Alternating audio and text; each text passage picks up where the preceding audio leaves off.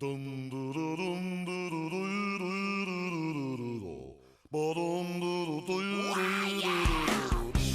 Pod Will Travel. Welcome back. I'm Mike Milan. I'm Dana Henson. And we are on episode 3. Ooh. Yeah, numero trace. This is now a trilogy.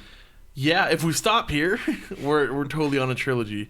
Maybe we should. Yeah, I think we should do it George Lucas style and have our next 3 episodes take place before the first 3 episodes. How the fuck would we even record that? We could just pretend like we're in high school or something. Wouldn't it be great if we made a podcast one day? Hey, yeah, what are these things? What are these microphone things? We're Mickey Mouse and Donald Duck.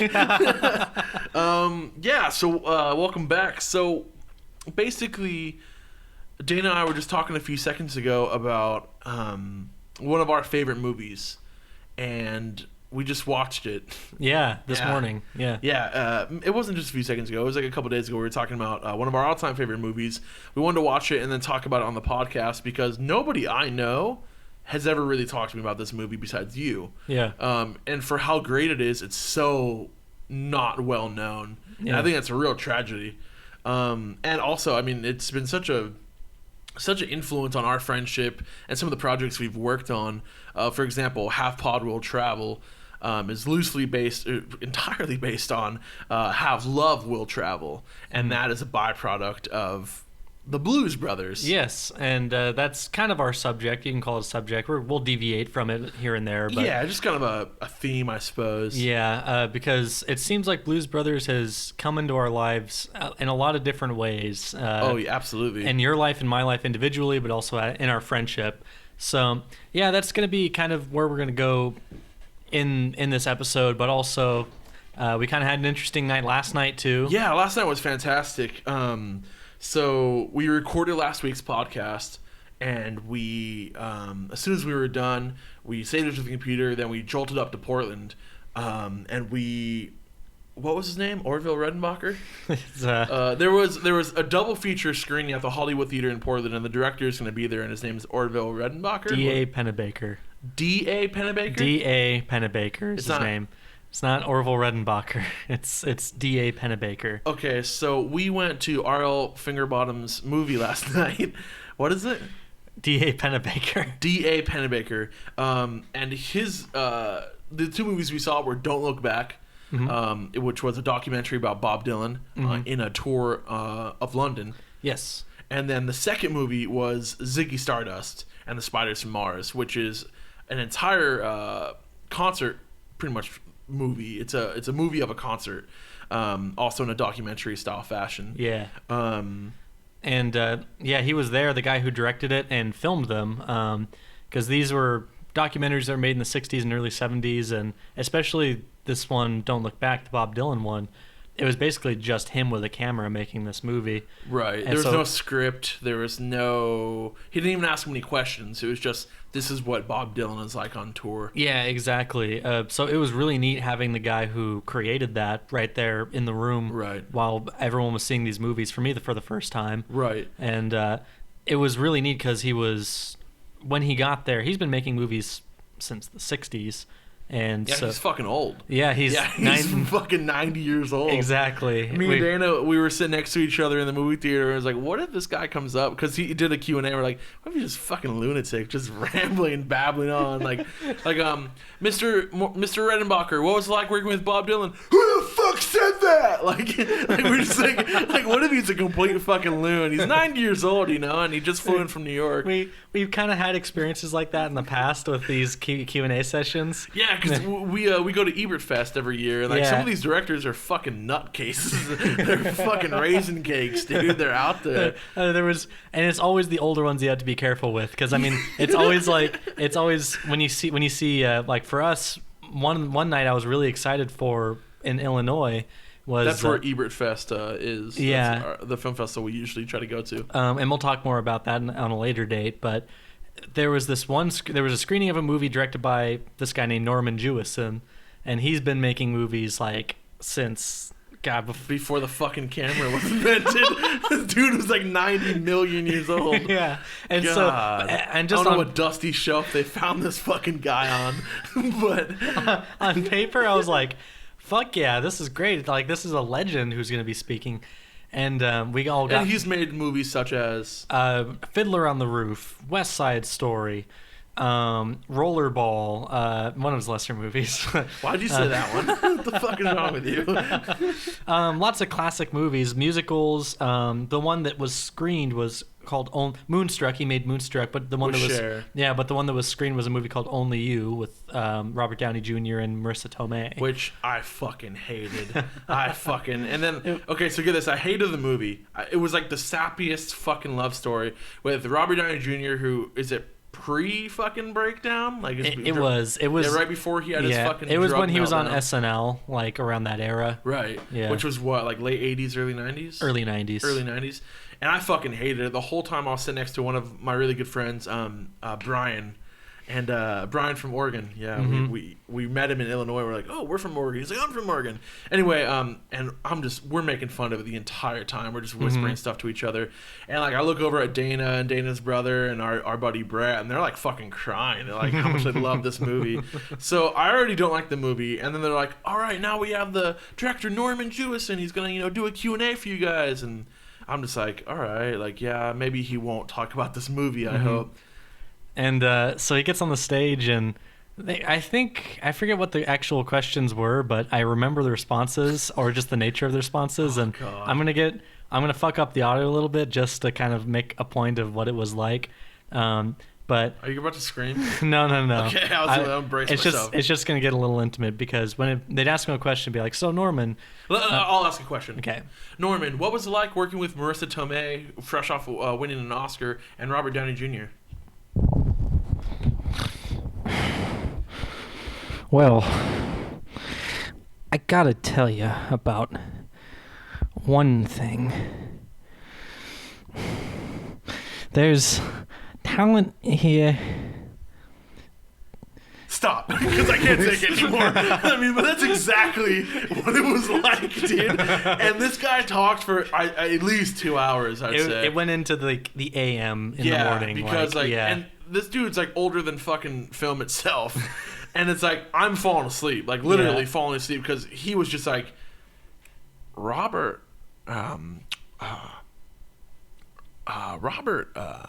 had a lot of talent, and Marissa Tomei is very good actress. It was. Stop! Please stop talking. So, with that in mind, of kind of our past experiences, And I'm already so mad because like I flew all the way out to Illinois to go see this, and I'm like, fuck, this sucked. So, with that in mind, I was approaching this D.A. Pennebaker event with a little bit of hesitation. Like, I wanted to see these movies really bad, and I wanted... Right, because Bob Dylan, fucking a god, and David Bowie even more so. Yeah, for sure. And so seeing this double bill and then seeing he's gonna be there in person, I was like, wow, that's once in a lifetime. And the tickets were dirt fucking cheap. $10. They were so cheap. Yeah, Dana's was 10. Mine, because I'm a member of that theater, were only $8. I mean, it was a stellar deal. And so I mean, 2 movies for $8 plus the director's gonna be there. How can you say no to that? Yeah, exactly. So, the Don't Look Back plays. And it was really good. Yeah, I really loved it because I don't want to say I'm not a Bob Dylan fan, but for me, he's kind of touch and go. Like, he has some really great songs, but I mean, like, I was kind of more grown up on rock, Judas Priest, David Bowie, Black Sabbath, Iron Maiden, like classic metal, classic rock is kind of, Led Zeppelin, Pink Floyd. Bob Dylan was never kind of really in that realm of the music I was brought up in. But my dad really loved him. My dad really respected him, so he would spin me some Bob Dylan wax. And so I always liked Bob Dylan, but I'm not like a huge fan. But after watching that, I respected Bob Dylan a lot more. Because just seeing like the kind of shit he had to put up with on those tours, all these stupid fucking questions and like all these like people like just kissing his ass, and he just hated that. Yeah, that's what I loved about it. It was we saw 2 different kinds of music documentaries, and it really kind of showed how good of a filmmaker he was. Right. Because the first one was a really fly on the wall, or he called it lobster on the wall. Lobster on the wall. Yeah, but really kind of fly on the wall documentary where there's a lot of music in it, but he said he made a point to never have a complete song performance. There was only, excuse me, that was gross. Sorry, I burped. There were like a couple complete songs, but none of them were on stage. Yes. It was like him with his friends in hotel rooms and stuff like that, Yeah. just fucking around on a guitar or piano. Yeah, and he knew that the real fascinating part of the story was hearing him talk and hearing him interact with people. Right. And he was totally right on the money. And Redenbacher didn't ask, what's his name? Pennebaker. Redenbacher didn't ask a single question to Bob Dylan. It wasn't like a, Bob Dylan, I'm making this movie. Oh, he's American. Bob Dylan, I'm making this movie. What do you got to say about this? Like, he was literally, like you said, fly on the wall. Like, you're just watching these interactions. Yeah. The camera is just there, but it's not a character. It's not any part of the film. It's just like, it's like literally like being able to like go back in a time machine and you're a ghost and you're just watching these interactions. Yeah, exactly. And I mean, it literally was like, he kind of, the way he described it is almost like being taken in by a pack of animals, Yeah. where it's like he came up with his camera and basically said like, will you accept me in your group? And they basically said to him like, okay, yeah, like you Right. can come around and film us. Like, But Don't Look Back. It's on the Criterion Collection. yeah. Definitely get it. Even if you don't like Bob Dylan's music. Well, if you don't like Bob Dylan's music, you're probably not gonna like this movie. No. If you have anything against Bob Dylan, why would you watch a movie about him? Yeah. But as just a movement that kind of started, like, especially music documentaries. Fantastic fucking flick. Yeah. It's only 90 minutes. It's not very long. Yeah. It's not like, because like if you think Bob Dylan documentary, you think it'd be like 8 hours long, because he's such a big character. But it's 90 minutes. It's black and white, and it's really really well done. If anything, Was it black and white? I can't yeah, it remember. was. Okay. If anything, watch it just to see Bob Dylan freak the fuck out over a glass. Okay, 90% of the movie is Bob Dylan just deflecting questions, shutting down people who are like kissing his ass. He's pretty mild mannered. Then out of fucking nowhere, Bob Dylan has a fucking mental breakdown in this hotel room. Like I said, out of fucking nowhere. These people are sitting in a room just having a party. Donovan's there, the singer, and they're just like chilling out. Is that Jim Carrey? Was that Donovan? Yeah, the guy you thought was Jim. I thought it was like Jim Carrey's in this movie. You thought Jim Carrey was in this? You also thought Walt Disney was in I this. didn't know this guy's doppelgangers, Walt dude. Disney was like dead for like 20 years, I think. When I first saw that motherfucker, I'm like, Bob Dylan has ties with Walt Disney? Like, that's some twisted corporate shit. Maybe he was still alive in the 60s. I don't know, but I don't he know wouldn't have when been that dude young. died. Yeah. He's probably still alive. But I looked over at Daniel, and I'm not the kind of guy that talks during movies, so I whispered really quietly, I was, is that fucking Walt Disney? And Dana just puts his fucking hands in his face. He's like, I can't believe you said that. And then, like, not even 30 minutes later, Donovan is in the hotel room. I'm like, is that Jim fucking Carrey? Like, so anyway. And Donovan, for those of you who don't know, is also kind of a folk musician. Yeah. He did the song Atlantis. That's probably the song that most people know. It's in Goodfellas. You'd recognize it if you heard it. And Bob Dylan and Donovan kind of had a playful kind of rivalry. Rivalry, where they didn't hate each other. They enjoyed each other, but they kind of like had like this, for the media, they kind of had like this little rivalry. Yeah. And they ate it up. Like, it's kind of interesting. You see in the movie, like, the headlines of, like, Dylan fires back at Donovan, like that kind of shit, and they're just laughing about it. But anyway, they're having this party at the hotel room, and they're all having a good time. And Dylan just runs through the doorway, and the first thing he says is, I want to know who the fuck threw the glass out the window. Say it like Bob Dylan. I want to know who the fuck threw the glass out the window. Exactly. That was a good capture. Yeah. I want to know. I can't even do it, Danny. You fucking blew that away. You knocked it out of the park. And they all just sit there. They're all just like Everyone stops. Yeah, because they're having a party. They were like playing guitar. They were having fun. They were talking and like dancing. And I want to know. Like, I can't even do it. And then they're just like sitting there and they're like, what? And then he's like, someone threw a fucking glass at the window, and I want to know who the fuck did it. And I'm not exaggerating. No, he really curses like that. He was saying, and then he says, like, if nobody tells me where they're going, like, if nobody tells me who threw the glass out, you can all get the fuck out of this hotel room. Yeah. It's like, whoa. And there's this drunk British guy who kind of like takes him up. He's like, I didn't throw it, but fuck you. Like, yeah, he's like, who are you to tell us? And he's like, I'm fucking Bob Dylan. Like, yeah, he's like, it's in my, this hotel room's in my name. Like, this shit goes down on my record. Right. And he was like, I'm not going to vouch for these cats I don't even know. Yeah, exactly. And poor Donovan, he's just like, I'll help you clean it, Bob. Like, yeah, like, don't worry, Bob, I'll help you clean it. Yeah, and then like some other guy's just like, boys, settle down. Yeah, like, that old greasy guy. Yeah. Who the fuck was that? There's a lot of old greasy guys hanging around. Yeah, that was weird. So anyway, Bob Dylan eventually calms down. He's like, I just don't want someone to get hurt, man. Like, yeah. Like, I guess someone could step on the glass or something. But out of all the things that happen in that movie, he freaks the fuck out about a glass, like a broken glass on the street. Yeah.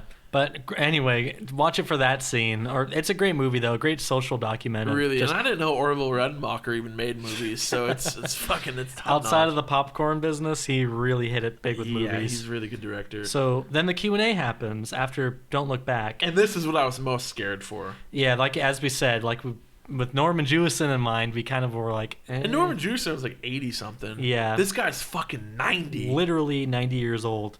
But I was set off basically like... I had good expectations because before the movie, as an introduction, one of the people that runs the theater came up and was like, hey, D.A. Pennebaker's here. He flew in from New York to be here. Even though he's 90 years old, he flew here.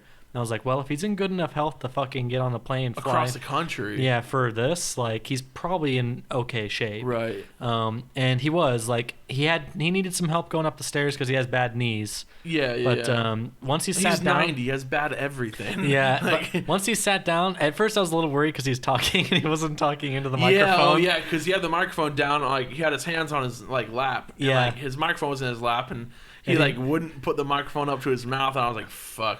Yeah, at first I was like, oh no, we're not. We're like, he's going to be talking, we're not going to hear a damn word. Right. And thankfully, once the first question's thrown out, he puts the mic up to his mouth. Yeah, I was like, oh, he does know how to do things. And he was peppy. He was cool. He was sharp for being, especially for being 90 years old. He had a sharp mind. Yeah, he remembered could details. remember a lot of stuff too. He remembered a lot of details about working with Bob Dylan, about the production. It wasn't like one of those things where it's like he just described the plot. You know, or just it's just a movie about Bob. Just Bob on his tour. Yeah, he actually, like, somebody asked him like a question about like a lost film that him and Bob Dylan were making, and he remembered. Eat this documentary. Yeah, and he actually remembered a lot about it and talked about it, and everything that people asked him, he had. He didn't ramble. No. He didn't really like go off on weird tangents. He didn't fall asleep. He didn't die. Yeah, I was worried about him dying.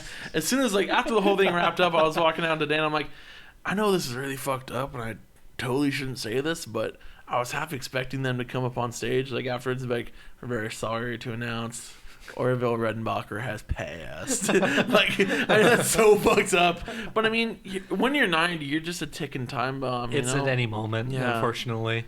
But I was like, oh, he's in the theater. People are laughing, having a good time with his movie. Perfect time to die. I just wish I didn't have to piss so bad during the Q&A because I was actually really engaged. I was like, wow, he's actually really interesting to listen to. Yeah. But it was funny. He was like cursing. He was really fucking vulgar. Yeah, exactly. Yeah, he was great. He's like me as an old man. Yeah, and I think he's from New York, so just got he's got that that East Coast edge. Yeah, exactly. I don't know if that's a thing. I think I just made that up. Yeah, that sounds like a shitty cologne. You could do like the Dollar Tree. I picture just like Mel Gibson in that cologne commercial from the 90s. I don't think I've seen that shit. Does he like lose his mind? I haven't seen it because I just made it up. Oh, okay. But anyway, But the Stanley Tucci Levi's commercial has some East Coast edge. Yeah, that does for sure. Yeah, that's one to look up. And so I just had to piss so bad during this Q&A. I felt bad because I didn't want to leave during a story, so I waited till like a question somebody asked from the audience because I knew the audience questions would suck. Which actually there wasn't. There actually was some good ones. The first question of the night was literally, what was it like working with Bob Dylan? And it's like, he just said what it was like working. Because, I mean, before they opened up the Q&A, he had a mini Q&A with the dude on the stage. Yeah. And they kind of explained what it was like working with Bob Dylan. Mm-hmm. First fucking question out of the gate. What was it like working with Bob Dylan? Like, what the fuck? Yeah, but he didn't repeat himself. No, he didn't. Yeah, he actually came was up with like, it was very nice. Next question. Yeah. So I think I waited for a question, do something with Donovan. Like, the question, right? Because you're like, I gotta fucking piss. Yeah. And as you're walking out, the question was, how did Bob Dylan handle the Donovan rivalry? And that's when Orville Redenbacher was like, it was very playful. It wasn't serious. Like, the media made a big deal out of it, but it's like NSYNC and Backstreet Boys. Like, those guys don't really want to fucking kill each other. But right, there wasn't a gang fight between the two of them. Do they even have beef? I don't know. It seems like because they were from the same time, it seems like they did. Yeah. Like, who was better? Right. 98 Degrees didn't even come close. Those guys fucking sucked. They were the way I see it, Stallone and Schwarzenegger is NSYNC and Backstreet Boys. And 98 Degrees is Jean-Claude Van Damme. Yeah. Like the third party. I think that's a little low for JCVD because I really loved Bloodsport. He's great. Okay. I'd say Steven Seagal is 98 Degrees because Steven Seagal is the shit smear on action films. Yeah. He had one good movie with Tom Arnold and DMX. I don't even remember what it was called. Belly of the Beast, maybe? No, I don't think that was it. I think it was like who gives a fuck? Yeah. Anyway, so the Q&A ends and he hops up off stage and goes to sit down, and then there's a brief intermission, like literally like 5 minutes after you left, they're like intermission, it's like fuck. You could have waited for the Donovan question, but that's all right. Because I'm kind of glad I left before, because then the lines for the bathrooms would have been. Oh yeah. And I had to go I peed right before, so I left. Yeah, I peed for like. Oh my god, the lady sitting next to me. Okay, so Portland is like this, it's the smallest, biggest city like in Oregon. Fuck Reno, yeah. Yeah, it's like so biggest artsy little city in the hippie world. And just stupid-y and expensive-y. Right. And so this lady sitting next to me, this fucking gypsy in like this big pink dress, like that's beaded and bedazzled, and like she's all barefoot and she's got her feet on the seat next to me. It's taken a lot for me not to like get up and move, but the theater was completely sold out. So, and she's wearing like this perfume that is intoxicatingly strong, to where I was literally smelling your head to get away from her. I was so close to you to like get away from this woman's stench, because it was like the most overpowering floral perfume. You asked me afterwards, like, did you tell I was like, all up in your grill during that movie? And I was like, not really. I just thought you were, leaning over, and you're like, no, I was dying. Like, I couldn't stand being that close to her. She was. I didn't none of that wafted towards me. So dude, I absorbed all of it, because I smelled my fucking shirt when I went home last night. I smelled like that perfume. Like, my girlfriend probably thought I went to like some fucking like gypsy strip club. I smelled like it. It was so intense. And I swear to God, she farted like 4 times, dude. I'm not even kidding, because it would just smell like flowers, and then it just smelled like dump. Like, I didn't know if it was just her body odor that she was covering with the perfume. It was really, really, really just overpowering. And it was hard for me to like really get into the Bob Dylan. Yeah. Eventually, because I sat next to, the whole thing was like 4 hours. Eventually my nose just adjusted and it didn't bother me so much, but that was really rough, man. Yeah. So after that, we sit down for Ziggy Stardust, and neither one of us, even before the movie started, we said to each other, like, I don't know what the fuck this movie is. Right, I've never heard of it. I love David Bowie. I mean, my dad was a huge Bowie fan, and like, I know like almost all of his songs. Like, I'm a huge Bowie fan, always have been, and this one completely got by me. Yeah, and I didn't know if it was gonna be like Don't Look Back, A Fly on the Wall, kind of like a documentary. What was it gonna be like, or is it like a character movie where David Bowie plays Ziggy Stardust? Like, what's it gonna be like? Right. It turns out, it starts off. It seems like it's going to be a documentary because it shows him backstage, like getting ready for a show, and he's talking to some lady. But then the show starts, and it's pretty much like the unedited, like full concert that night. Right. And that was like, for what he made the decision with the Bob Dylan movie to like focus on him as a person and not his stage persona. Yeah, whereas this one, compared to David Bowie, was so fucking boring. Yeah, like it's just like, I'm Bob Dylan, like playing on his harmonica. It's like, that's cool. Like, I respect that. And then David Bowie comes on stage, and your mind just turns inside out, and your eyes melt, because you're just assaulted with electric guitar and heavy drums and all this scenery, and David Bowie's face is painted, and he has these crazy colorful clothing, and just like at least 4 or 5 costume changes. Right. Yeah, it sometimes just assaults your senses, like in a lovely way. I don't mean to sound like that's a bad thing. Like, it's just such a stark contrast to what you saw in Don't Look Back. Mm-hmm. And that was fantastic. It showed his depth as a filmmaker to make like the decision to be like, okay, this is one where we don't need to know anything about David Bowie. We can just jump right in the show, and it'll be a good movie just on its own. And it was that whole show, people were cheering. Like, it's a movie, and people are cheering after songs. In the audience, people are like cheering and clapping like when a song would end. I mean, it was unreal. Yeah, it really.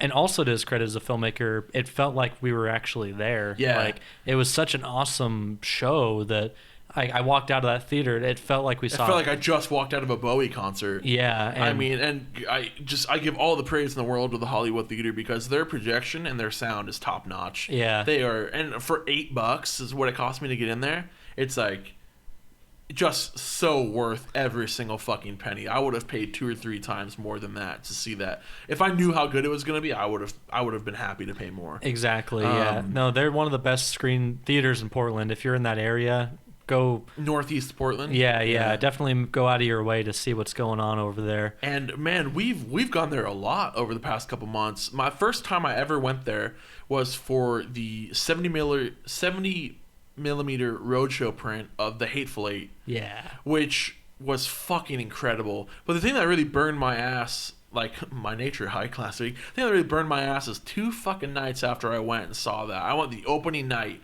2 nights after that, Quentin Tarantino was there in person. Mm-hmm. And he said that the Hollywood Theater projection was the best he's seen so far. And that just goes to show you how serious they take what they do and how well they do it. Yeah, and coming from Tarantino's mouth, like a guy who is a film aficionado who knows everything there is to know about. A cinephile, an autophile. He has his own 35 millimeter projector like in his house and watches movies. Like that's pretty high praise. Like that was really cool to see. Right. And, so yeah, this place is pretty legit. Like I might even say it's not only one of the best screens in Portland, but also probably in the U.S. I mean, if Quentin Tarantino says that their projection was the best, I mean, they went everywhere on that tour for showing that movie. I mean, that's a big compliment. Yeah. Yeah, I loved it. I mean, I really loved it. Yeah. So definitely a privilege. It was a great night. Right. So kind of bringing us back to where we are now. So that's what we did last night. Yeah. Yeah. And it may sound a little confusing. Basically, like last week's episode we recorded yesterday. Saw this double feature. I belched, sorry. We're just gonna we're just pissing and farting and burping. We're just a couple of dudes, you know? Just whatever. If that bothers you, just go ahead and stop the show. Just like get out of here. Beer, poker, and ribs, you know? That's and all you can eat crawdads. That's all I care about. Yeah.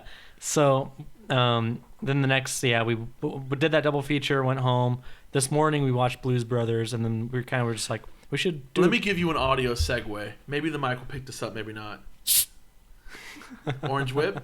Orange whip, my friend. 2 orange whips. So anyone know what that line is from? We knew early on. Well, that's kind of bad. It's not very good. I tried mine a little bit. It's Teddy's brand orange cream sodas. Well, they were out of the Henry Weinhard's, which is my fucking favorite soda. God, that really has a weird taste.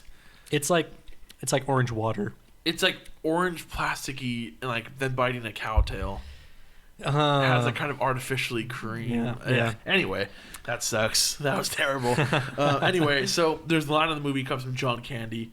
They're about to watch the Blues Brothers play on stage. And right before they go on, John Candy is like talking to like a cop, and he's like, "We want some drinks. Orange whip, 3 orange whips." Like, just a weird line, but we were like, okay, if we're doing a Blues Brothers episode, we gotta have some orange whips. Which the episode's like half over. Yeah, like we haven't even really talked about Blues Brothers at all. Right. But let's just get right into it. We even have a good story getting the orange whips. Oh God! Real quick. All right, we'll tell it real quick. So, because Dana has to go back to Coos Bay tomorrow, it's a 3-hour drive. We're like, all right, we'll have a barbecue tonight, and we'll leave. You can leave early in the morning. So let's go get our orange whips. Let's go get some stuff that's barbecue. And because I mentioned in last week's podcast about a new grill, so I'm like into barbecue. So we go to Safeway and we're gonna get some ingredients, and we're like, oh, we gotta get our orange whips. And all of a sudden, I'm behind this guy in the aisle. In the very beginning of the aisle, he turns in the aisle, and I follow him, and I immediately stop, and I look at Dan. I'm like, do you fucking see that guy's shirt? And Dan is like, what are you talking about? And I'm like, look at that fucking shirt. And then I look forward. The first thing I see is a NASCAR race car. It's Jeff Gordon. Yeah, it's like a painted portrait of Jeff Gordon. It's Jeff Gordon's his face. His car on the bottom, it says NASCAR number 24 or something like that. And so I'm like, whatever. But then right above it in the same painting is Darth Maul with a blue lightsaber, and then it says in big letters, Star Wars Episode 1. What? What kind of shirt is this? Like, I gotta get a shirt. And it's like one of those heavy metal jackets, like with the painted records on the back. That's the kind of quality it is. Like, this guy has two fucking favorite things: Jeff Gordon NASCAR, Star Wars Episode 1, and Darth Maul the blue lightsaber. The fuck was that? And you kind of loudly go like, "Do you see that fucking shirt?" And I think he heard you. He heard me. Yeah. Yeah, because like I couldn't contain myself. NASCAR and Star Wars. I mean, where can you go wrong? Like, that was a match made in heaven. So he hears me say to Dana, "Do you see that fucking shirt?" Which I should have been a little bit more quiet. He just turns around and goes, "Oh yeah!" Like, what? And I look at Dana, I'm like, what the fuck? He makes that noise and he starts like walking down the aisle. And I'm like, oh, what? What just happened? It's like an R2-D2 unit blew up in his mouth. And he kind of looks like, if you've ever seen James Brown's mugshot, he looks exactly like that. He looks like James, but he was wearing like a beanie. Yeah. He was wearing a beanie, but he has like long black hair, and he looks just like James Brown's, like really like his mugshot. Yeah. And so we're looking for those orange whips. And so we're looking for Henry Weinhard's orange cream soda. And so we're in the soda aisle where we see this guy. And so we're walking down the aisle. And there's no avoiding it. We have to walk around him. Right, and he looks back at us like 2 or 3 times. Mm-hmm. I think he thought we were following him. I think he thought so, like we were going to ask him to leave the store or something. But then all of a sudden, he's like pointing, and he goes, "Arr! And I look at what he's pointing at, and he's pointing at Cherry Dr. Pepper. Like, I'm like, yeah, that's good shit. He goes, "Boop, boop, boop, boop," and he starts dancing. He grabs the Dr. Pepper and does a little shuffle. Yeah, he's like kicking his feet back and forth and like shaking his upper body. He's like, what is going on? And he looked like a normal person. He just looked like James Brown. Like, I didn't see anything wrong with him. Like, and yeah, you're just like, that's good stuff, man. And you patted him on the back. I don't know why I touched him. I probably should have done that. Yeah. But I didn't know. He's just like, he was friendly. It wasn't like a threatening noise. He was smiling and dancing and stuff. So I thought like I could friendly like, that's cool, buddy, and pat him on the back. I don't know why I did that. Yeah, and then I was just like, have a good one, and he was like, he literally was just making noises. And like, he had the cool shirt, but I mean, he didn't look homeless. He had like pants and shoes on and stuff. And he had a cart full of groceries. He had a cart full of food. Yeah. And he had those like reusable grocery bags. So it's like, he has a routine. He's not like, he's not broken. I don't know. He just wouldn't talk to us. Maybe he was just planning on making a break for it with that cart full of groceries. Perhaps, but he was drawing a lot of attention to himself. Yeah. And like under my breath, I'm like, we need to get out of this aisle. Because I didn't know I didn't know if he was gonna like keep talking to us or what. Even when we weren't talking to him, he was still making noises. He was like, you can hear him down. Even when we were like in a different aisle, you can hear him going. Yeah, he was making a lot of noises. So that's that story. Yeah. So we get all of our shit, and we leave Safeway. But that guy was like, that was unreal. Yeah, that was really crazy. That was a surreal experience. It was like, what? What is going on? That's just the last thing I expected to come from that person. It's like, what the shit? It kind of. I guess who else would be wearing a episode 1 NASCAR jacket at this point? My mouth is getting dry. I want to drink the soda, but it sucks so bad. I want to start with Blues Brothers, and before we even talk about the movie, I just want to talk about our experience with the movie. When was the first time that you can remember actually watching the Blues Brothers? Oh shit. I don't remember so much the first time we watched it. I have a really terrible memory. I always have had a really shitty memory. But I remember talking to you about it because I think you were asking what some of my favorite movies were, and I'm like, oh, Blues Brothers. Is there a story here that I'm not remembering? Well, you would tell me that it was kind of like a big link with you and your dad. It was a big link with me and my family. Yeah. My first experience with the Blues Brothers, after my parents divorced, like kind of like a family bonding with my dad and my 3 sisters, we to get into my sob story, that was a movie that we huddled around. That was a movie that we watched a lot, so often that like the tape was starting to fade, because we just rewatched it and rewatched it so many times. I mean, we'd literally watch it 2 or 3 times a day even, just to pass the time. Because when my parents first broke up, it was like right at the end of the school year. So we had the entire summer to be depressed and stuck in the house. So what my dad did was drank heavily and listened to Pink Floyd, which is that's where I began my love for Pink Floyd. And then when he wasn't drinking, it was like, let's watch Blues Brothers, to get cheered back up. And yeah, that was a movie. Oh my God, I can't even fucking tell you how many times we watched that movie. It shows. Because honestly, I probably watched that movie that summer. We watched it a couple times a day. Some days we'd just watch it once. Some days we watch it twice. So at least every single day of summer we watched it at least once, which would put me alone at nearly 90 times, I'd say. Wow. I mean, and it was funny every fucking time. Like we would laugh every single time. Yeah, and it shows that how much it's ingrained in your memory, because as we're watching it, you were saying so many lines. Even like the littlest, smallest lines. This is glue. like just the littlest, smallest lines. Yeah. And to signify that, I think it's also worth noting that you and your father, in honor of that, have gotten Blues Brothers tattoos. Right. So the tagline for that movie is "We're on a mission from God," and basically my dad moved to China to go teach English. The day before he left for China, I didn't know if I was ever going to see him again. Going overseas is fucking risky business. His plane could crash. Any number of things could happen. I might never see him again. So we decided, we should get a matching tattoo. And my favorite character was always Jake. My dad was always more partial to Elwood. I think because I liked Jake so much because he had more of an edge. Mm-hmm. He's a bit more vulgar. He, wasn't very religious, whereas my dad's slightly more religious, not so vulgar. So I was like, all right, I'll get Jake, and I'll get Jake's like silhouette, and over his head will say "on a mission," and you should get Elwood, and then it'll say "from God." So "on a mission from God." So when we put our arms together, it looks like one image. Yeah. Really cool. Really, yeah. It was a good memory. It was a great tattoo from the wonderful Nate Jensen out of Salem, Oregon. Fantastic guy. He does all my work. He's done all my tattoos except one, the one I got in China, which is I could do a podcast just about that tattoo.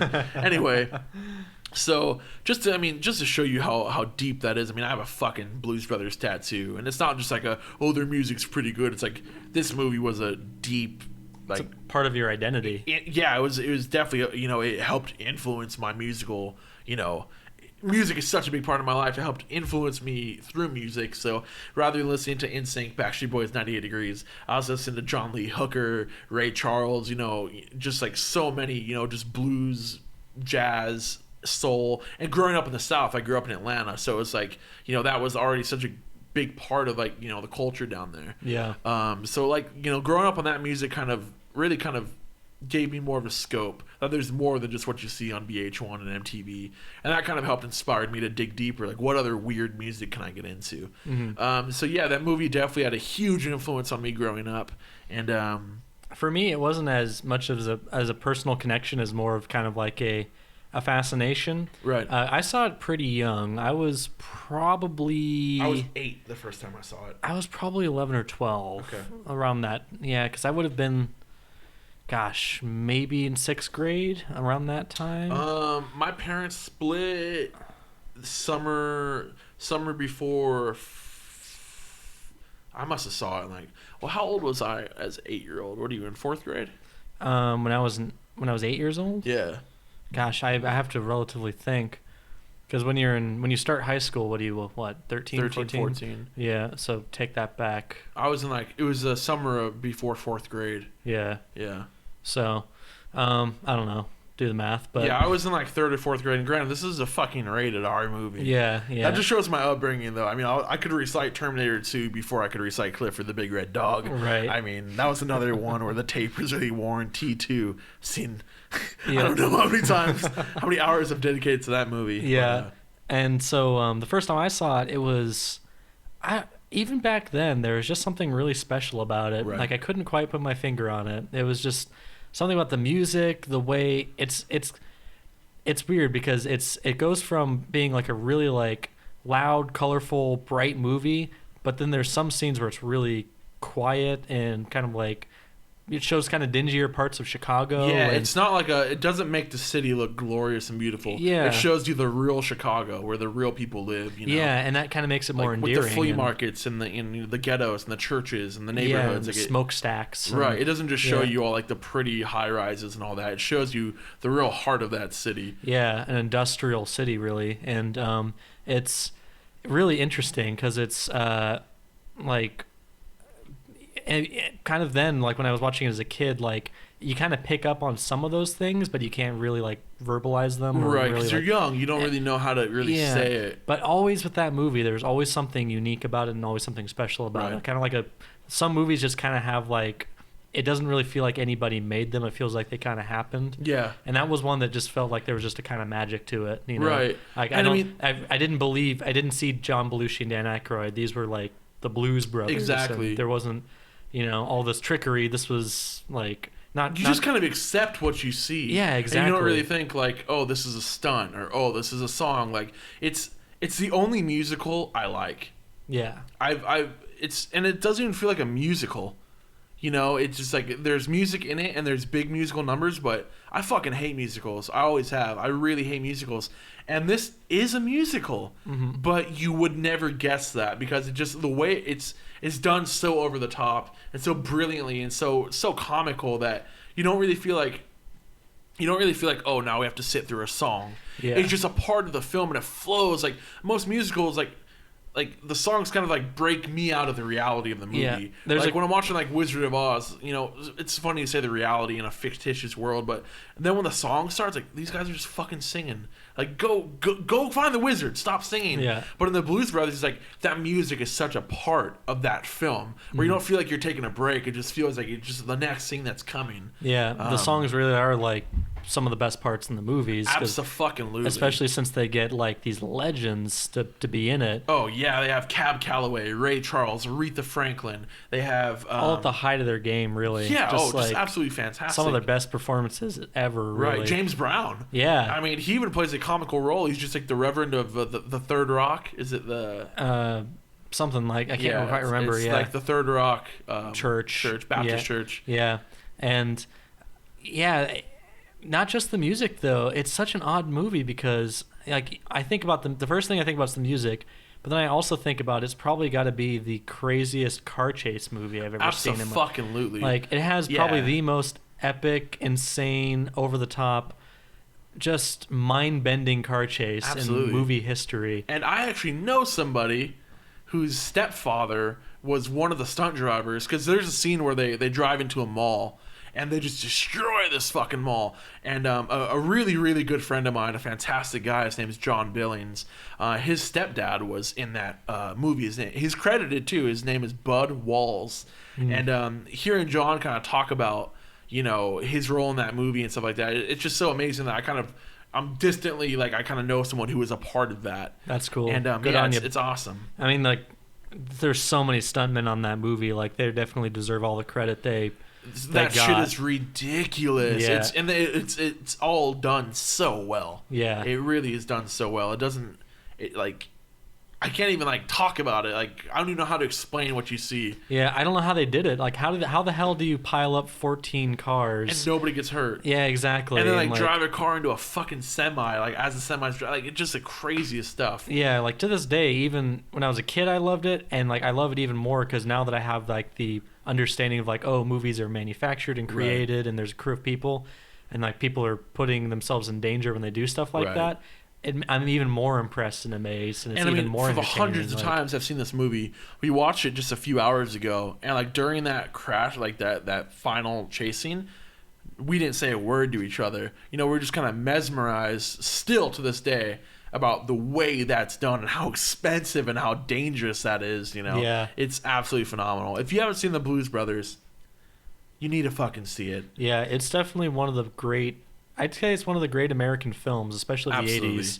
I'd say so. Because it sums up, blues heritage. It sums up, kind of like our connection, this country's connection with soul and blues and Chicago and its roots. And it's a really American movie in that way. Yeah. And it has I mean, two comedians at the height of their fame at the time. Absolutely, Dan Aykroyd and John Belushi. This is technically considered a Saturday Night Live film, which has every reason to be terrible. Yes, exactly. But was not at all. I'd say because when you talk about SNL films, you kind of like categorize them like you kind of. It's basically relative. Like, okay, well, SNL movies are as good as another SNL movie. Right. So like you compare like Night at the Roxbury to Wayne's World. Yeah, exactly. Which I'd say of the SNL movies, I'd say Wayne's World's the best. But then, considering the Blues Brothers is also an SNL movie, it's like it's not even. I love Wayne's World, but it's not even in the same. Comparable. It's not even in the same category. Because I mean, Wayne's World is a great comedy, but as a complete picture, the Blues Brothers has so much going for it, and it just hit me on a way different level than Wayne's World, which is a hilarious movie. Mike Myers, Dana Carvey, Chris Farley makes a cameo. I mean, there's so many great people involved with that picture. But the Blues Brothers, man, you need to see that flick if you guys haven't seen it yet. Yeah, for sure. And if anyone disagrees with us, pipe up. Have some backbone, because I want to debate on the show. If you don't like the Blues Brothers, send us a fucking email if you got the balls, and let's destroy you. Yeah. No, I mean not really, but I mean if somebody really doesn't like this movie, I'd really like to know why. Yeah. I've the only thing that I've really heard is that maybe tonally it's kind of weird. Like, because it bounces from like I'm about to hit you. What? I don't think so. I love the tone of the movie, that it's kind of like it's almost surreal, because there's a lot of like magical, like I'd say spiritual elements. That's the thing that hits me kind of personally, because I don't really know my relationship with God or Jesus. I don't really know how I feel about religion, but this movie has these little undertones of spirituality, and like these supernatural events happen. For example, not a spoiler, you know, these Blues Brothers are in their hotel or in their apartment and they're sleeping. All of a sudden, the building that they're in explodes. Somebody fires a rocket into it, and they leave unscathed. Like, the building literally crumbles on top of them. They knock a couple bricks off themselves, dust themselves off. You know, Elwood looks at his watch and goes, "Oh shit, I'm late for work." Like, yeah, and like that's just it. Like, you know, there's these supernatural elements. Like, anyone else would be dead, but they just, you know, get out of the rubble and go to work. Like, right, and it's kind of like almost kind of like a living cartoon in a way. Yeah. There's like they don't even. But it's not cartoony. Yeah, exactly. It's not like exaggerated, and it doesn't look stupid. It looks real, and it has real. Tangible. Tangible, yeah. Yeah, even like the car stunts. Like, the car does like physically impossible things in that whole sequence, but it's like the car's a jump button. Yeah, like it's just one of the pedals is just jump. Yeah, like. Exactly. But I kind of like, because the movie it's connected. You know, the plot of the movie essentially, it's a save the church picture, right? Which I kind of like that they have a really simple plot line, because it's an orphanage / church. Like, right, yeah, exactly. Yeah, they all they need to do is they just need to raise enough money to save the orphanage where they grew up. Yeah, there's just a tax assessment on that building. Yeah. So this church owes the state of Illinois $5,000. Right. Excuse me. These orange whips are disgusting. Yeah, they're really. Let's never drink soda on a podcast again. This was a bad idea. Oh, that smells so bad. Dude, it's just this unnatural orange. That smells like old barbecued pork. Oh God. It tastes like old barbecued pork. Jesus. That's like a fart that came out of my mouth. It tastes bad. It won't. Like, I want to smoke a cigarette to get rid of it. Like, which I'm still haven't smoked. Stay tobacco free, my friend. Oh God! Like, and watching the Blues Brothers, I want to smoke so bad. Yeah. They smoke so many cigarettes in that movie. Yeah, and the thing is, there's also like like you said, like the save the church or save the orphanage element. But that's all you really need to get it going. It's really just a platform to get them to start singing songs, start performing as a band. Right. So to me, like, you can call the premise a little cliched, but to me, it's done so well, and it's worked so well into what the movie becomes, you know, and like how it just flows.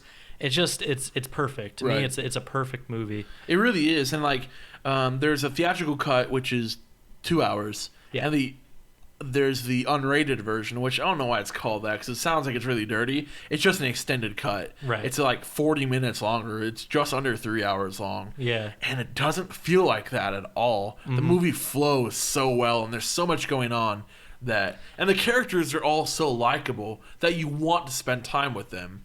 You know, Yeah, even the band members, they all have their own personalities. Right, There's Donald Duck Dunn. Yeah, there's like 10 of them, but Yeah. you like them all, you know. And 3 horn players, a guitar player, a bass player, a drummer, 2 lead vocalists. yeah, And a keyboard player. mm-hmm. Yeah.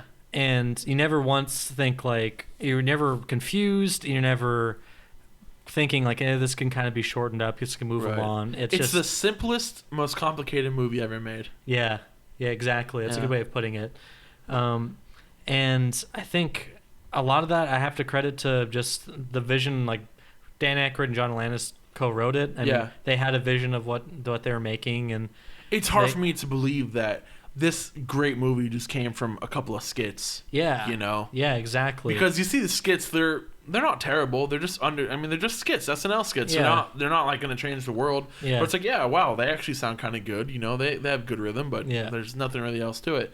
And then you have this fucking colossal film that just comes from those skits. And it's unbelievable. And it doesn't stop there either. They don't just stop at like we're gonna have music and we're gonna have dancing and we're gonna have car chases. They don't stop there. They're like, no, we're gonna have them being chased by the Nazis. We're gonna have them being chased by, a crazy ex-girlfriend. They're gonna get the SWAT involved. They're gonna get the army involved. They're gonna get a bunch of rednecks who are in a band. Yeah, like the good old boys. Yeah, like, they literally the entire it's a witch hunt. Yeah, the entire state of Illinois is after these people. Yeah, like essentially these two guys. Yeah, and these 2 little guys in black suits. And I love that shot towards the end where it's like you see I don't know how they did it, hundreds of people running through like the streets of Chicago, rappelling down buildings, trying to, just like this over the top. They have tanks. They have like SWAT trucks. Like it just. And then you just cut to them, and they're just standing in an elevator. Yeah, just kind of like casually, like the ending race is to to try to get to that office to pay before the tax assessment. Like they have to pay within 11 days, or else the state claims that property. Yeah. So it's fucking fantastic. You should definitely watch it. Yeah. It was on Netflix for a while. It's not anymore. Mm-hmm. Pay the $4 to rent it, or buy the Blu-ray. The Blu-ray at Walmart is super cheap. It's one of the. They have a Steelbook that just came out. That's $11. If you have Vudu, that's how I watched it on my PS4. I have the Vudu app, which it was literally $3.99 to rent it in HD for 24 hours. Yeah. And if you're a pirate, I wish you wouldn't do that, but if you got to do it, do it. Yeah. Because it's fucking phenomenal. If you have to pirate the movie to see it, okay, but at least spend the money to buy the soundtrack.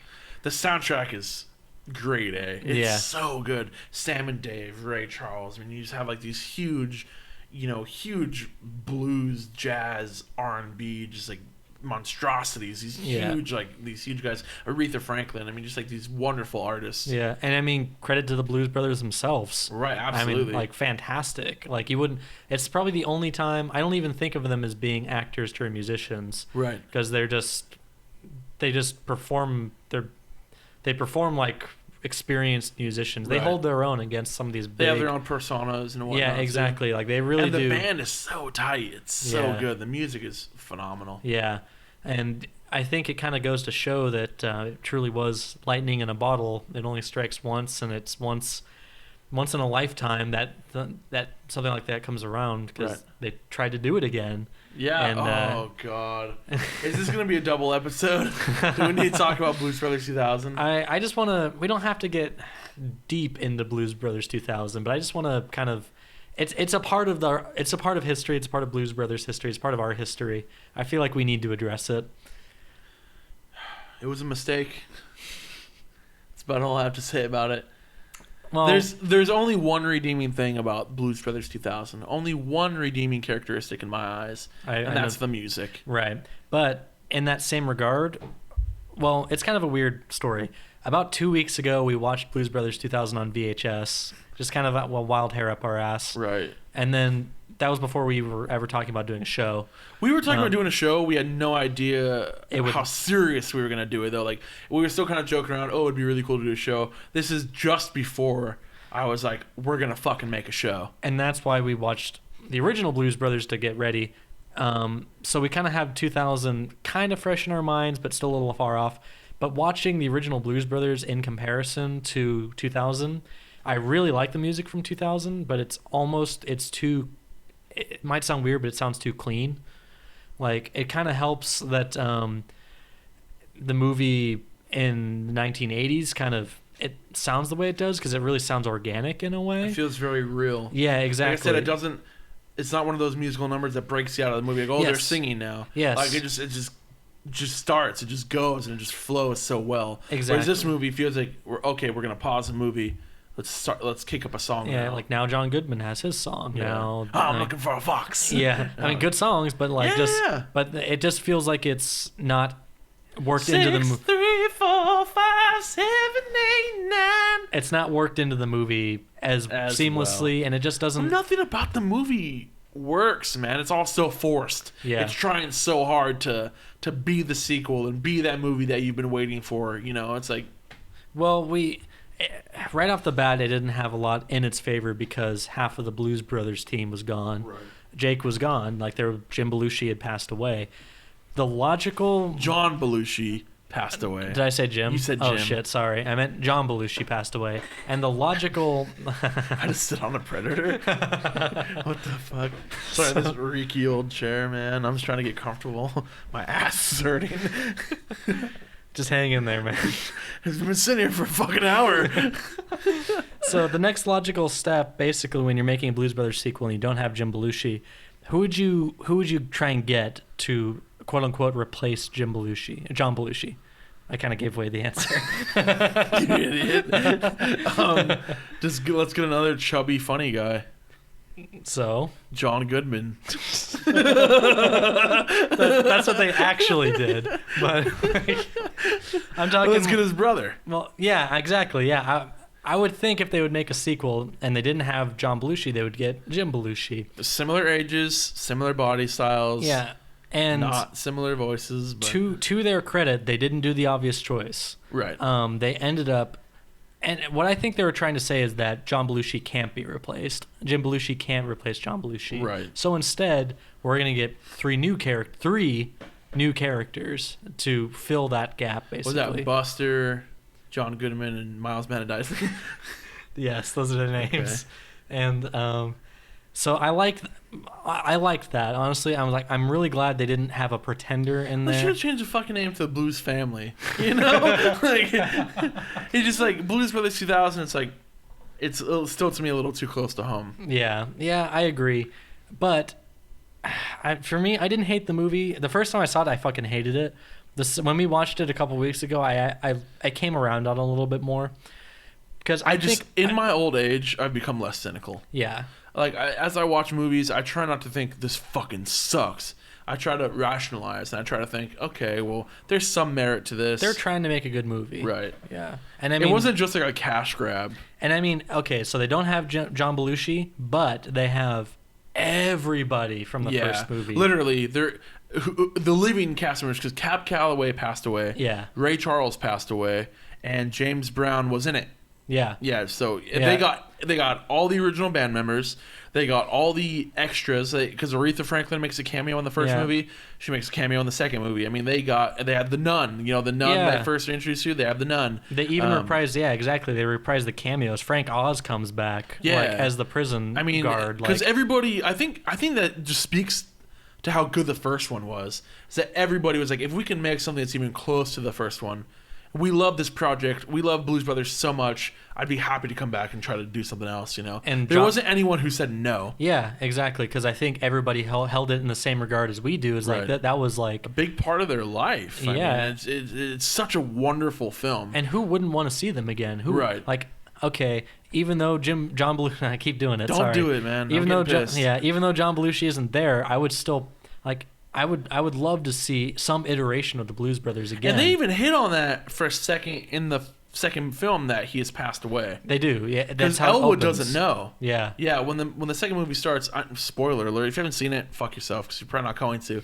But I mean, the second movie opens, and you know, just as the way the first film opens, Jake just gets out of prison in the first one. Elwood comes and picks him up.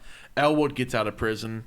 Nobody comes and picks him up. Yeah, it's kind of a sad moment, actually. It opens very solemnly. The best part of that film is like the first 30 seconds. Yeah, because it's like, whoa, like that's kind of a tough realization. Like, well, no one's coming to get me. Yeah, you know, and like realizing, well, he didn't forget. You know, he would never forget me. Like something's probably happened. Yeah, and Dan Aykroyd. I mean, there's a lot of ways you could play that scene, but he because I mean he was friends with John Belushi in real life. Yeah, and I mean I'm sure part of that, hearing that in that movie, was kind of like your friend is dead, you know, like your brother's dead, and there's a lot of ways he could play that, but I mean he stays true to Elwood's character, and he just kind of like, you know, stands there and just kind of looks down, you know. He doesn't get like really sad. He just kind of like, he takes it for a second, digests it, and then realizes he's on a mission again. Yeah. Like he's got to go to work, you know. Yeah. And not work like I got to go to my job. Like I got to do work. Like I got to get some things going for me now. Yeah, he has to because he's in prison for what, like 20 years. Yeah. Like yeah.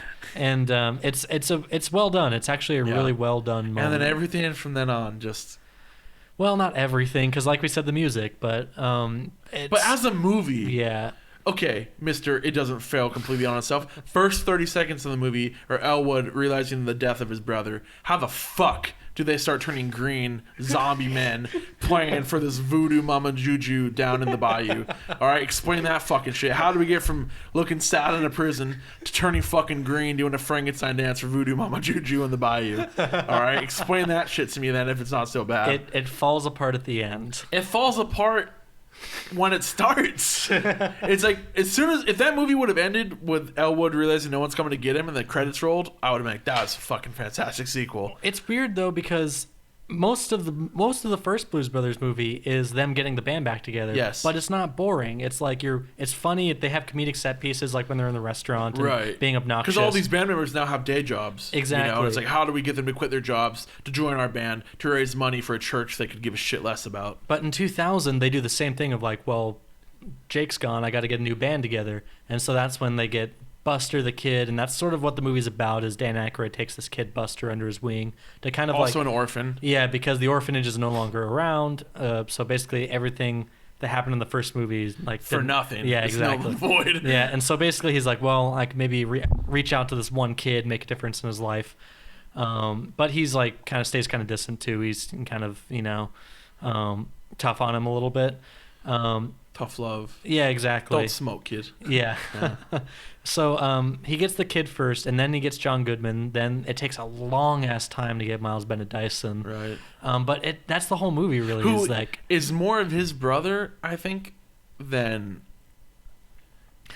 Yeah, I don't... Yeah, it's kind of weird how they explain it. Yeah. It's like they're kind of brothers, but not. I don't... Same mom, different dads. Yeah, that's right, yeah. So, but like I said, structurally, almost the same movie. Like, they are getting the band back together. They play a big show at the end. They run away from That's not a big Yes, you're right. You're right. It's the same kind of thing, but for it some just doesn't work. In 2000, like, it's sluggish. Like, it feels... Like, they try to recapture some of those big moments, but they do it so poorly. For example... Like, they were trying to get a big laugh, right? So John Goodman covers his entire fucking head and shaving... No, Elwood covers... He has, like, this huge 6-foot ball around his head of shaving cream. And they run out of a restaurant. And as they're running out, John Goodman grabs a cheeseburger and shoves it down his mouth. How is that even on the same plane of anything we saw in the first film? Then... They try doing the country aspect. They're at Bob's Country Bunker. They're acting as a band, the Good Old Boys. They're a country band, but they're not really a country band. They're a blues band. Yeah. The Good Old Boys just showed up way late. Yeah. So these rednecks are throwing bottles at them because they hate the blues music. Mm-hmm. And this one, what happens? They go to a state fucking fair. They start playing some music. This huge torrential downpour starts. Natural, and then out of nowhere come these big skeletal horses in the sky. Thunder and lightning's going off, and they're singing the same fucking song they sung in Bob Country's Diner in the first film. But okay, so yeah, it's crazy, outrageous, and but not in a redeeming way. Yeah. In the first film, you accept that reality because it's like they're on a mission from God. Like, you just accept some supernatural shit's gonna happen. But it doesn't push you as far as skeletal horses in the sky, shaving cream monstrosity alien man who's in the bathroom. We're all gonna die, is what John Goodman says. Then out of nowhere, they start turning into fucking zombies. Their skin starts turning green, and they're dancing. And next thing you know, Miles Bennett Dyson is 50 yards in the sky screaming, "I've seen the light, we need to get the band." Like, it just pushes your fucking buttons to a point where they're underwater driving. They're driving underwater. They go up on the shore, and there's a boat of explosives. And then these Nazis realize they're the Blues Brothers, shoot at the explosive boat, kill all these fucking Nazis. Like, what? Do I need to go on? No. Do I need to go further? No, you can stop The movie's there. a fucking wreck. And it's sad to say because of all things in the world, I want that movie to be good. Yeah. The songs are good. Aretha Franklin has a good number. Yeah. Sam and Dave have an awesome It's number. not Sam and Dave. It's not Sam and Dave. Oh. That's someone else. I thought it was. No. It's and if you need Yeah, that a little one. loving. The finale is it's fucking B.B. King, Eric Clapton. Who's a fucking racist. So dismiss that scene. He's standing next to B.B. King. Okay. Purely 15 years down the road, he says that black people can't be citizens. What the fuck is that? So no. Yeah, there's some good musical talent, but fuck Eric Clapton. okay. For purely musically speaking, Eric Clapton, B.B. King. I don't give a shit because that's the only thing that works about that movie. Then it should have just been a fucking music video. The first one has not only just the music going for it, the acting, the stunts, the sets, everything about that movie fucking works. Yeah. There's a second movie, the only thing that's good are the songs. I don't need to see what's going on. I can just listen to the songs. Yeah. And mind you, I'm not as angry as I once was. So I've calmed down on this movie a little bit. But it's like, so I can watch it, and I'm not going to say I can enjoy myself, but I can watch it and not want to kill myself. Here's one thing I wouldn't say it topped, but Whoa, it did. You're treading water. I'm not buddy. saying it topped it. I prefaced it didn't top it, but it made a good, valiant effort to top it, and that is the car pileup. Because I remember that. Yes. Yeah. So the Blues Brothers, I counted because I was thinking about it. There was a 14 car pileup. And there's a lot more cars that get destroyed, but the biggest pileup in the movie is 14 cars. Right. Blues Brothers 2000, it's got to be 50. Like, that scene is outrageous. It's done really well. I guess. Like every time you think it's done, like 10 more cars come in, and the you're like, music holy works shit. for it, and the one pileup stunt scene works for it. Yeah, but you think it's gonna end with another big chase, and that's the most disappointing thing about the movie is they have the big musical sequence and they have all these people after them again. Right. And they jump in the car and they drive away like, let's get out of here. Roll credits. It ends. How does it end? That is how it ends. It doesn't show them being chased by the cops. It just ends. Like, fuck. I wonder if the money ran out. There's like, shit, we gotta stop. Yeah, I remember I was watching it with you and I was like, that's it? I think I was pretty drunk. I don't even remember the ending. I think you drank like half a bottle of hazelnut rum. I had to. It's Blues Brothers 2000.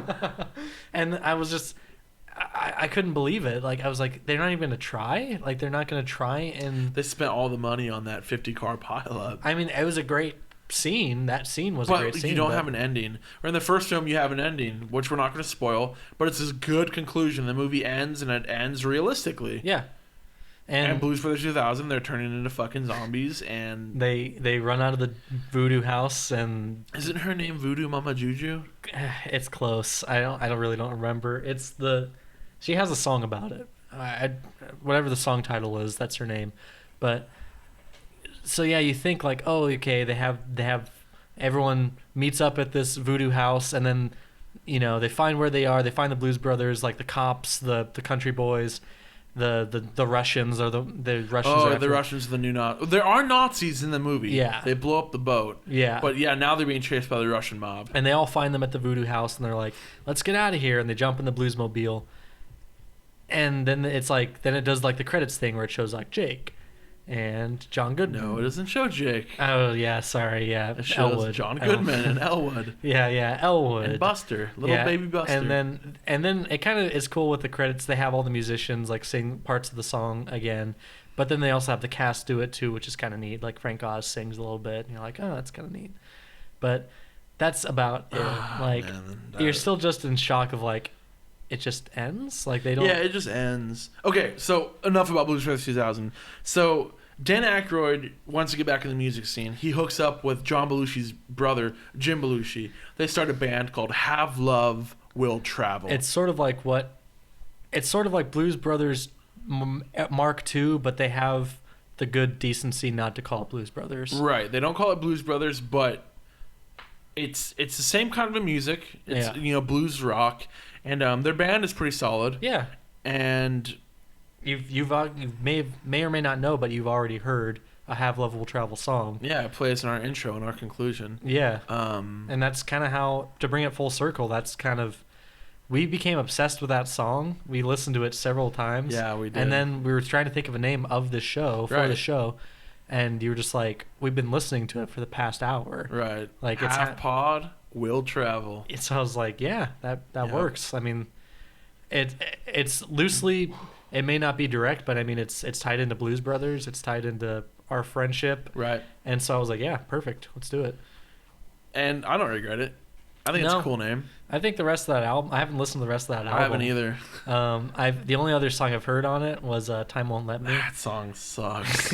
Even the studio version blows. Yeah, Dan had a kind of tough time singing it seemed like. He just out of shape. He's old. Yeah, and I will say that they're not too impressive live. The Have Love Will Travel. No. Yeah, the band was good, but Jim Belushi and Dan Aykroyd just don't have it in them. Yeah, anymore. I remember when we watched the YouTube clip of them performing. It kind of sums it all up. Like they were in like these like kind of cheap suits, and you just turned to me and they're like, they look like poker players. Like, yep. I was just like, they just look like they're just doing karaoke, man. Yeah. Like, Jim Belushi's all sweaty and shit. Yeah, and when Dan Aykroyd doesn't have like sunglasses and a hat, he just looks like a old poker white player. Yeah, exactly. Yeah, and like I think even if they were young and they weren't in that persona, they would it wouldn't be the same. You know? Right. So again, like, kind of goes to show the brilliance of the Blues Brothers that they knew the image that had to go with it too. Yeah, absolutely. And Have Love Will Travel didn't have an image, which is why I don't think they did any more music. No, they actually did have the nerve, though. I found out, kind of like as a closing statement, I found a bootleg CD selling on Amazon. It's called Blues Brothers Live, and it has like Jake and Elwood like standing shoulder to shoulder, and it says Jake Elwood. But it's not John Belushi, it's Jim Belushi, and they actually called it Blues Brothers. I guess it was like a one-off show they did at the House of Blues in Chicago. No way. Yeah, and it has like a 1-star average on Amazon. No shit. Yeah, and I was like, what is this? And at first I didn't know it was not the original lineup. And so then it says Jake. Yeah, exactly. That's a fucking dirty trick. Yeah, and I think they probably, I don't know if it was before or after 2000, but maybe they did it before to kind of test the waters. Yeah. And then when it got such a bad reception, they're like, let's not do that. Yeah. And all the reviews are basically just saying like, the band's tight, but like it's an insult that they just replaced John Belushi like that. And apparently like Jim Belushi was like drunk during all of it. Oh god. And he was like slurring his words and like forgetting lyrics and shit, and it was a fucking disaster of a show. And so sounds like a future Christmas present. That's what it sounds like to me. Oh my god. But all right, so now you know a little bit of our history with the Blues Brothers, kind of where the name of the show came from. This orange whip is giving me a headache. It's just like the worst sugars and flavors. Thanks a lot, John Candy. Yeah, thanks, John Candy and Teddy's terrible old-fashioned orange and cream soda. But all right, well, I think this about wraps her up.